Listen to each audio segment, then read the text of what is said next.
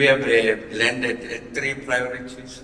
The first one is on the energy security. Those of you who are following conversations around the issues in the energy complex and the issues of climate change, you know that the industrialized world have coined this thing called the energy trilemma. So they say that the conversation should be about energy security, it should be about the access, and it should also about the sustainability. Our view is that we should be talking about the quadrilemma because on the continent we need to take into account, if you like, the socio-economic impacts of the transition. So if you look at the industrialized North, they've been able to industrialize on the back of fossil fuels.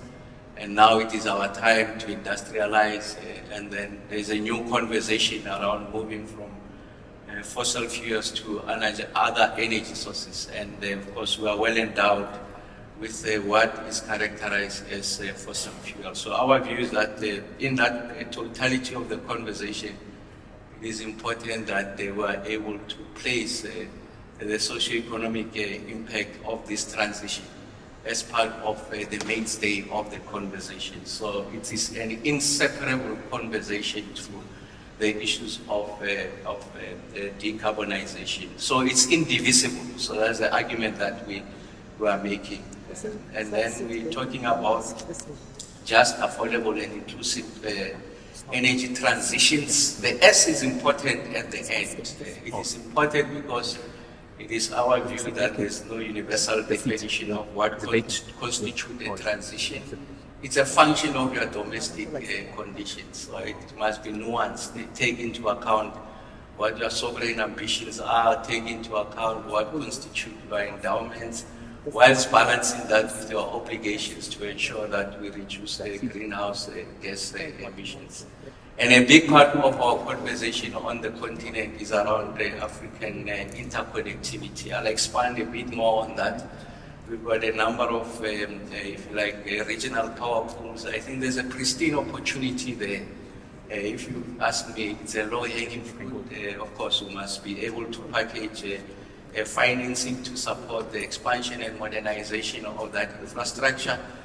For our sins in the country, we announced just a month ago the modernization and expansion of our transmission network by 14,000 kilometers. It's about $25 billion US investment, and I'm happy to say that we've received a number of, if you like, proposals. So the program is oversubscribed. So there's an insatiable appetite on the part of the private sector to participate in the expansion and modernization of this transmission. And I'll tell you about the bespoke financing instruments that we've designed to support the program itself.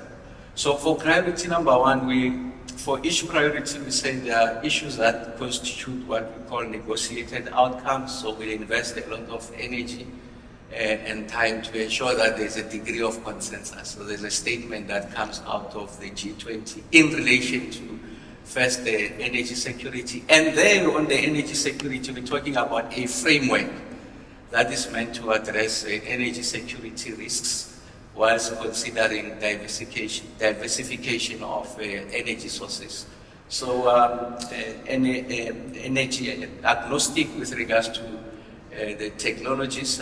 Like I said, I think the conversation must take into account our own unique set of circumstances, so it should not be imposed. It must be domesticated to our own conditions. And then the point that the program director was raising, or in fact is the SG of the IEF, is the issues around clean cooking gap. So we know that there's about 500,000 premature deaths on the continent as a result of cooking methods that are hazardous, if you like, to the health of many people across the length and breadth of the country, of the continent rather. And of course, the stats that are bandied around is that over 600 million people on the continent don't have access to electricity. It's a significant number of the 1.4 billion that lives on the continent. So I think there's a need for us to be able to put together a very credible and robust infrastructure investment action plan. I emphasize action plan. We have lamented what the problems are. So I think we have defined the problem statement ad nauseum. I think it's important that we're able to transition and get to a point of doing. I think part of the problems we sit with, of course, it's more acute on the continent, is that we're seeking for a perfect solution.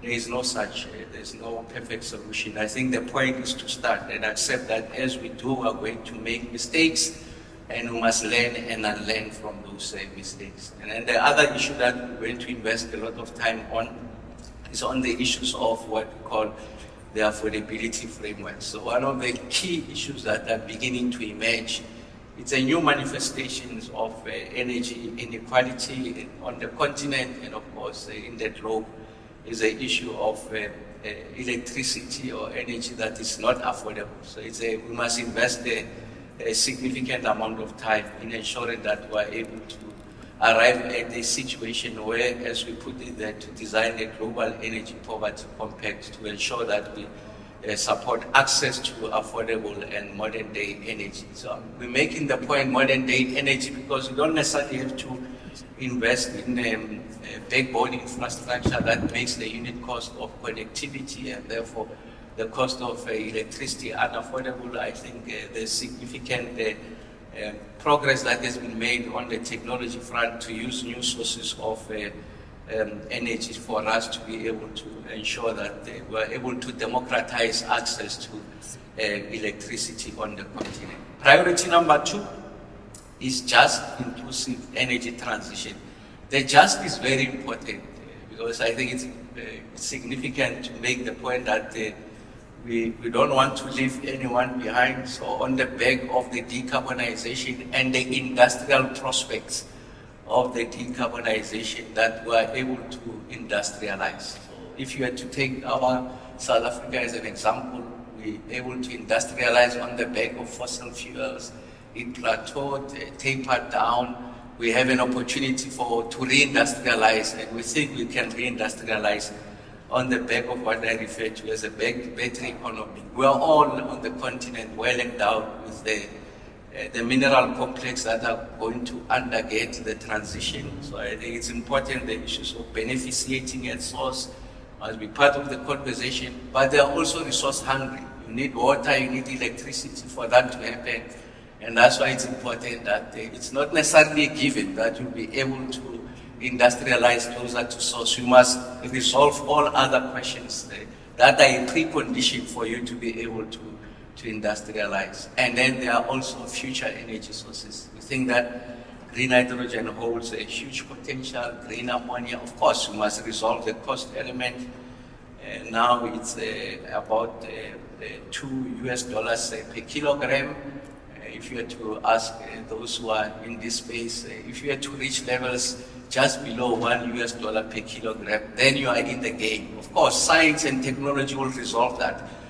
But what science and technology won't resolve is the fact that we have location advantage, the huge amount of real estate that is not competing with other commercial uses. If you were to do an irradiation atlas, you find that the good quality sun is found on the continent. The corridor, South Africa to Namibia, is a perfect example of that. And that's why there's that collaboration with our Namibian brothers and sisters to ensure that we are able to elevate our role and place in the green hydrogen complex. And of course, Europe is prepared to pay a premium now for purposes for off-taking. So there's market that exists. The Japanese have found technology of co-firing ammonia with coal. You are able to reduce the NOxes and SOxes, your emissions, and therefore you are able to exploit your own endowments. In our instance, then we can continue to burn coal without compromising the lived experiences of the people in the immediate vicinity of the footprint of the coal-fired power stations. And then we're advocating for a G20 action agenda for affordable and inclusive transitions. And we think that that must be based on science and evidence. Earlier on, I was having a discussion with the SG of the IEF and making the point that policy choices must be derived from evidence. It must be evidence-led. So it can't be, must remove emotions from the conversations and ensure that we're able to locate the role of science in the policy choices that we're making, because it makes it more credible, a bit more robust. We think that there's a whole range of body of work that has been done by research organizations, universities, and constellations of those, and you are able to synthesize. We can be able to arrive at a handbook that can be used as a template on how you are going to achieve this affordable, inclusive transition. It's not an imposition, it's derived from science. Of course, like I said, you still locate your own domestic nuances. And then the third and last priority is on Africa's interconnectivity and power pools. We think that there has to be some degree of policy harmonization to ensure that we support the cross-border energy trade. So it's going to be particularly helpful when our policy articulations are incongruous. So there must be some degree of policy symmetry, and in that way then we see this complex as an indivisible, if you like, opportunity that exists on the continent. So we think that working together and collaborating, we can arrive at a place where we are able to generate a booklet of what constitutes the best practices on policy harmonization.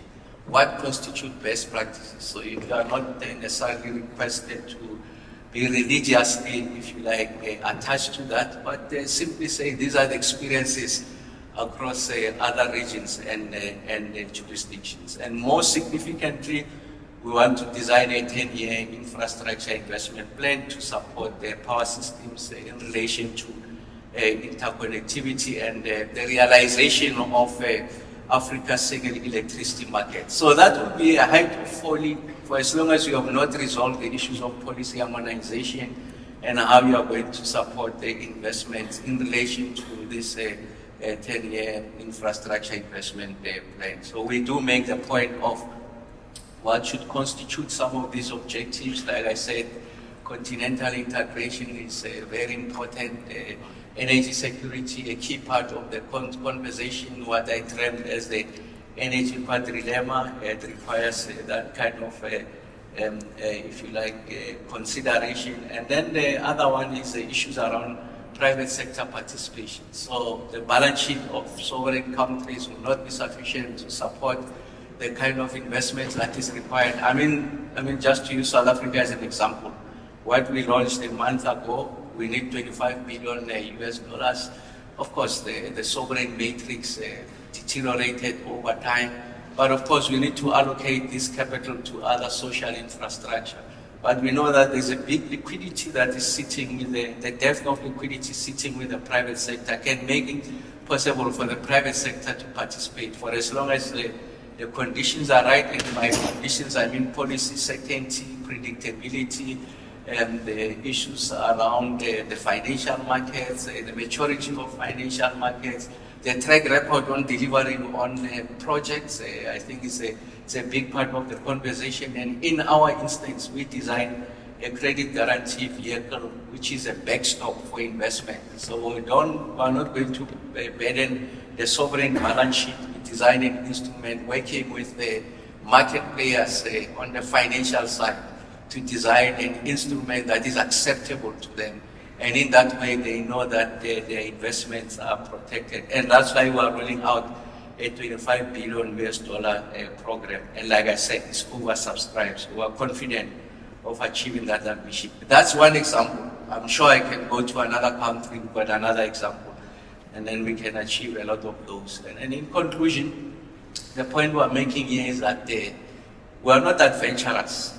So there's a discipline on how we are organized. The African Union, if you like, is an overarching body that brings us together. So it's important that whatever work we are doing in our own little corners, sovereign jurisdiction must be in support of the bigger Africa agenda. So if you are to take what the priorities for the G20 are, the 10-year infrastructure investment plan on regional interconnectivity, they are going to support what Agenda 2063 says. So we're giving life, we're breathing life into Agenda 2063.